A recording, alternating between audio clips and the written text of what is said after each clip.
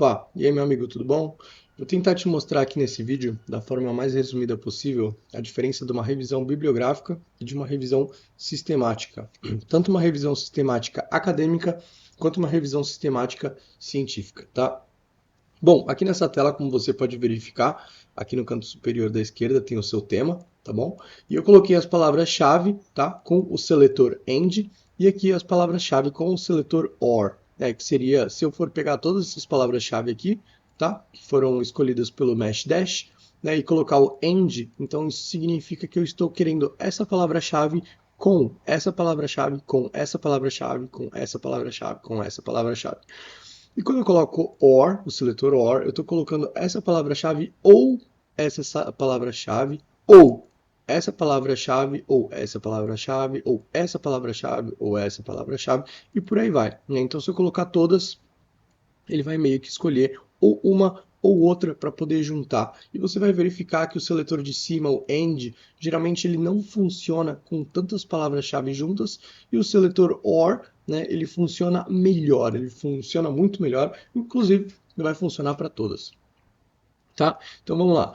Inicialmente, para revisão bibliográfica, tá? Assim, para uma revisão bibliográfica acadêmica, então aqui eu já deixei aberto o Google Acadêmico, tá? Então, basicamente, né, vamos dizer que eu quero fazer uma revisão bibliográfica sobre o seu tema, tá? Lembrando que, né, aqui é uma coisa bem simples, tá? Imagina que é uma revisão bibliográfica de uma página, tá? É só o seu tema. Sem contar que pode ser uma monografia com fundamentação teórica, desenvolvimento, tá? Então, pega aqui, joga o seu tema, dá um ok, né? Você pode até fazer aqui pesquisa em português, pesquisa em qualquer idioma, você pode refinar a sua pesquisa, né, para os anos que você quer, né? Enfim, você coloca aqui.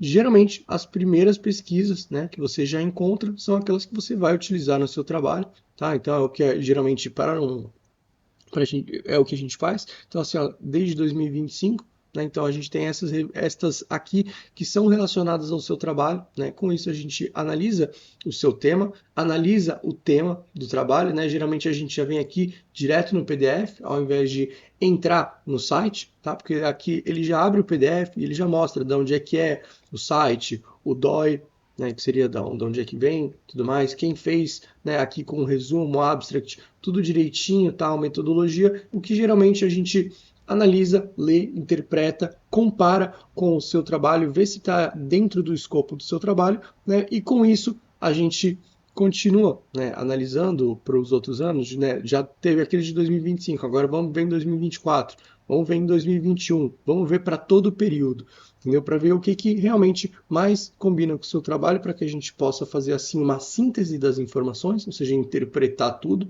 e realizar o seu trabalho de uma forma como uma revisão bibliográfica, tá? É assim que se realiza. Beleza. Aqui, só que assim, esse aqui é do Google Acadêmico, mais básico, tranquilo possível de realizar para uma revisão bibliográfica, mas no seu caso, uma revisão sistemática. Qual que é a grande diferença e o porquê que talvez demore tanto? Digo, talvez não, certeza que demora muito para realizar geralmente uma revisão sistemática, tá? Bom, aqui em cima eu já deixei, né, os sites que seriam os motores de busca, né, para uma revisão sistemática daquelas que foi escolhida por você, né? No caso, vamos lá. Começando aqui com a PubMed, tá? Então você tem aqui o site para você publicar, para você encontrar na PubMed. Você tem o Cochrane, tá? Então você pode aqui procurar pelo Cochrane. Você tem o BV Saúde ou Lilacs, tá? Que também é outro motor de busca da área da saúde. O Science Direct, que eu diria que é praticamente o melhor de todos. Esse aqui que seria o... eu esqueci o nome agora. Scopus. Só que para você poder entrar no Scopus, você tem que entrar com a sua instituição de ensino. Então, para que eu possa entrar no Scopus e, vamos dizer, realizar um trabalho, eu preciso, né, ter ali a minha instituição de ensino, o meu login e senha da minha instituição de ensino, porque geralmente eles fornecem um e-mail e senha para isso, tá? Então, assim, até então, vamos deixar o Scopus para lá, tá? Porque, assim, 4 motores de busca, eu diria que já é muito para uma revisão sistemática, né? Digo, não tem limite, mas se eu pudesse realizar, né, fazer assim uma revisão sistemática, dependendo do conteúdo, se for científico, geralmente não tem limite, tá? Mas para acadêmico, né, eu sempre digo, reduza a sua dor de cabeça, tá? Então, se eu pudesse escolher entre essas três aqui, entre essas quatro, desculpa, talvez eu escolher esse, ótimo, eu iria escolher o PubMed, o Chrocony e o Science Direct. Ah, por que não o Lilacs? Olha, porque eu diria que é só mais uma, entendeu? É muito.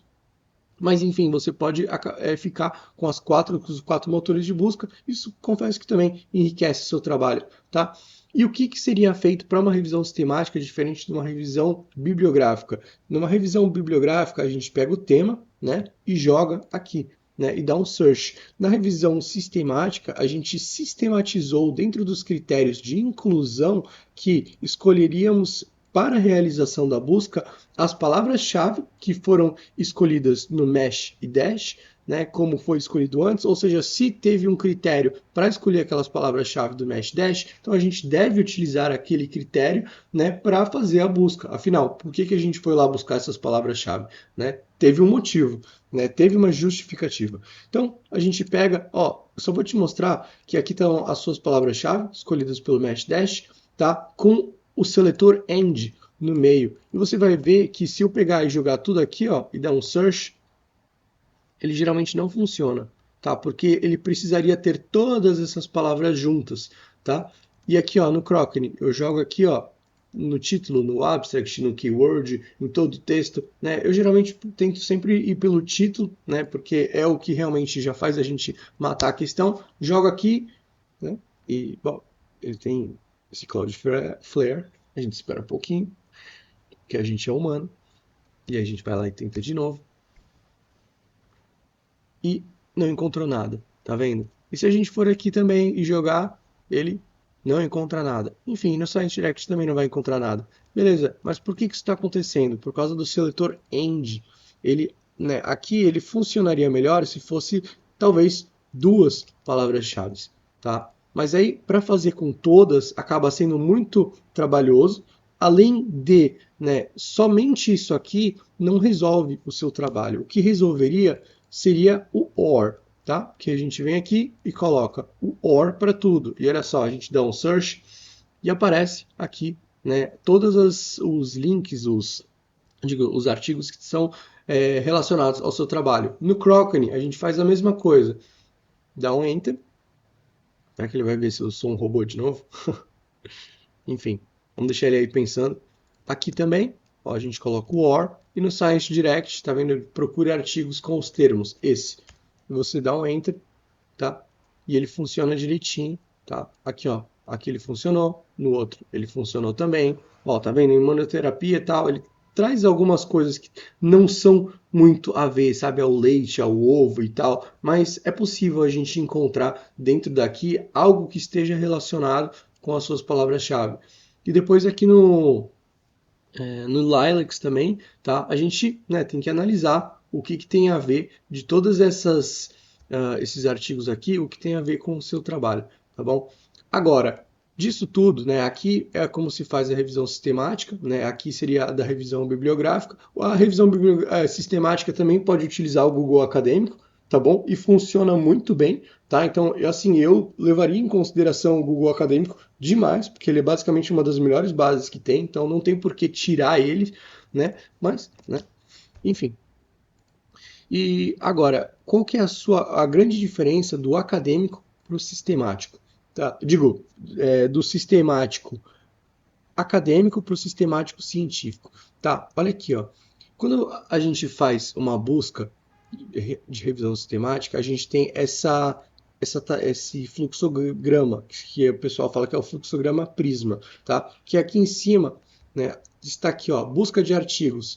Foram aqui, ó, 3 bases de dados que foi procurado, tá vendo? N igual a 3 e foi analisado 748 artigos. Tá vendo? N igual a 3. Então a gente tem o PubMed, Science Direct, Web of Science. E desses encontrou com essas palavras-chave, né, 748 que foram analisados, que foram 487 do PubMed, 240 do Science Direct e 21 do Web of Science. Com isso, pelo título, né, que não tinham nada a ver com as nossas palavras-chave, vamos dizer, né, num ramo científico, foram 516 excluídos. Beleza, então agora vamos analisar pelo resumo, tá? Então você já consegue ver que assim, ó, de 748 foi para 232. Aí depois, pelo resumo, quantos que tem a ver com o nosso assunto, né? 216 foram embora, entendeu? Então, opa. Aí depois vem aqui, ó, e os artigos selecionados para a leitura completa foram só 16. Você está vendo que de 748 foi para 16 e desses 16 ele vem aqui, ó, não, ó, excluídos por duplicidade, 6. Por que 6? Porque o mesmo artigo pode se encontrar tanto no PubMed, quanto no Science Direct, quanto no Web of Science. Isso pode acontecer, tá?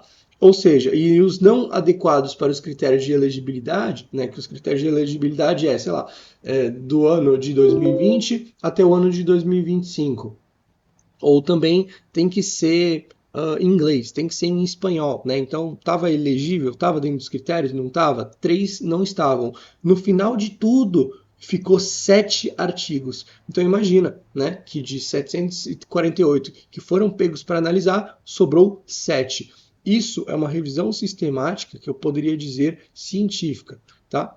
E aqui do lado, tá? Então vamos dizer, eu vou fazer uma revisão sistemática que é mais acadêmica, tá bom? Que geralmente é isso aqui que faz. Então vamos lá. Imagine que você também está fazendo aqui no PubMed, Science Direct, Web of Science, tá? O seu trabalho com as suas palavras-chave, ou seja, você tem aqui 3 bases. Num trabalho de 30 páginas, eu diria que você encontrou 30 artigos, tá? Sendo desses 30 artigos, vamos lá, 10 do PubMed, mais 10 do Science Direct e 10 do Web of Science, aqui bem sem imaginação. Só que, e fora desse escopo, não tinha nenhum. Por quê? Porque todos os artigos que foram analisados entraram no seu trabalho. Ou seja, quantos que foram examinados por resumo? Ele passa direto, então 30. Quantos que foram excluídos? Nenhum. Por quê? Porque tudo que você analisou está dentro dos seus critérios, das suas palavras-chave. Então você vem aqui nos artigos selecionados para leitura completa. Quantos foram? 30. Então, e quantos foram duplicados? Nenhum. Todos entraram. Assim como eu estou te falando desde o começo, tudo entrou. Então, todos os incluídos para revisão sistemática foram 30. Entendeu? Então, basicamente, né, você faz essa linha aqui, ó, que seria a linha direta, tá? Ou seja, direto da busca dos dados e artigos, que foram 30, esses 30 foram incluídos na revisão sistemática, porque eles estavam dentro dos critérios elegíveis para o seu estudo, tá bom? Então, basicamente é assim que se realiza, né, de uma forma a revisão sistemática acadêmica, tá? Justamente porque o que eu posso te dizer é que uma revisão sistemática desse cunho, dessa altura, onde precisa ser feita a leitura de 748 artigos, né, relatórios, documentos, os documentos que vierem, geralmente o tempo que leva para fazer isso aqui pode levar meses, ou até dependendo do assunto, anos, entendeu? E uma revisão acadêmica não é uma coisa que vai, né, que eles te obrigam a ficar anos ali para a realização de um trabalho, né? E sim, o importante é que você conheça a metodologia e saiba aplicá-la, tá bom? Basicamente, são essas as diferenças, né? Então, acredito que o seu trabalho seria realizado dessa maneira aqui. E quando o trabalho ele é realizado dessa forma, ele não precisa desse gráfico, né? Se tudo que você analisou entrou, então você não precisa disso aqui, não precisa, entendeu? Porque isso aqui é só para mostrar o que foi excluído, o que não foi excluído, o que entrou nos critérios, porém tudo entra nos critérios, tudo que foi analisado entra nos critérios. Tá, e qual a diferença na busca, tá? Porque, ó, veja, 748 e aqui 30.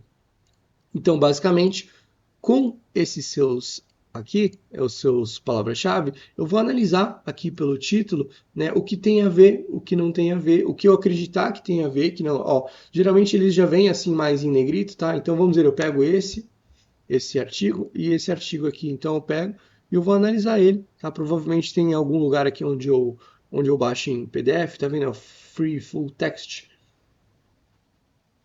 Aí depois baixo o PDF, preparando para download e enfim, aí você espera um pouquinho.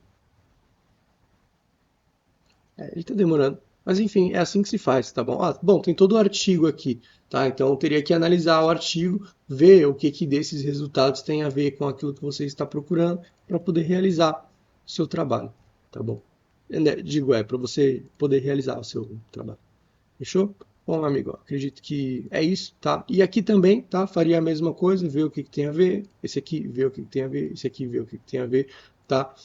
Para realizar o seu trabalho. E basicamente, se fosse para fazer esse trabalho aqui de cunho científico, o que você teria que fazer, né, para ter aqueles 748 artigos, seria baixar todos esses.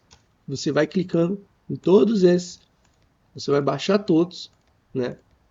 Tá vendo aqui, ó, que tem página 1 de 2669? Então, é muita coisa, tá? Então, às vezes, numa revisão sistemática, a gente não precisa nem de vários motores de busca, uma só já serve, tá? Então, fica aqui mais como uma fundamentação teórica sobre tudo isso, tá bom? Bom, amigo, vou me despedindo por aqui. Espero ter esclarecido essa dúvida, tá bom? Para você dar uma analisada aí. E é isso. Um abraço.